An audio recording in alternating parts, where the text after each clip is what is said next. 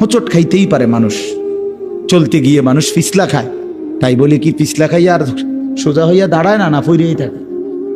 তো এইটা তো উচিত, ভুল হবে।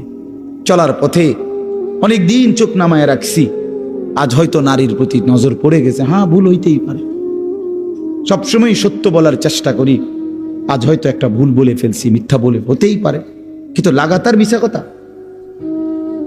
বুঝছেননি আমার কথাটা? প্রত্যেক দিন মিশা কথা, প্রতিদিন বুঝি মানুষের সুদ খায়, প্রতিদিন বুঝি ওজনে কম দেয়, প্রতিদিন বুঝি কাস্টমারের ঠকা। এটা কি মুসলমান? এ কেমন ধরনের পাপী? 30 বছর বুঝি প্রত্যেক দিন টেলিভিশন চলবে আপনার ঘরে, প্রতিদিন আপনার ঘরে নিয়ম মাফিক নাচ গান নর্তকের ছবি চলবে। আপনাদের আখিরাত নাই? আপনার বিবি বাচ্চার আখিরাত নাই? তো এরা মরলে কোথায় যাবে? এদের পরিণতি কি হবে? আর আমি বাবা হিসাবে, অভিভাবক হিসাবে কি দায়িত্ব পালন করলাম? খাট পালং আর সোফা, ফার্নিচার, কাঁচের প্লেট আর নুনের বাটি, এটাই ছিল জিম্মাদারি না? একজন মুসলমানের দায়িত্ব তার স্ত্রী সন্তানের জন্য এই শুধু খাট পালং আর সোফা ফার্নিচার ব্যবস্থা করা, এই তো না? বলেন না বাবা, বলেন তো কি দায়িত্ব ছিল?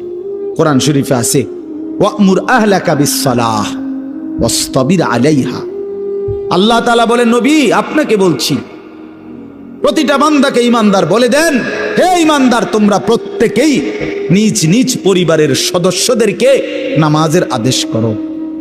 তাহলে এই যে জিম্মাদারি, আপনার দায়িত্ব কি আল্লাহ বলছে, ওয়াসতাবির আলাইহা, এবং তুমি নিজেও নামাজের উপরে মজবুত থাকো।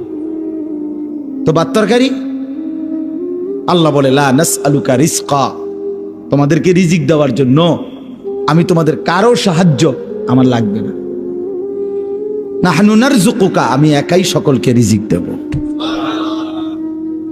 কি সুন্দর কথা! মালিক বিষয়টা আমি দেখব, ভাতের ফিকির আমি করব, রিজিকের ফিকির আমি করব, তুমি সেজদার ফিকির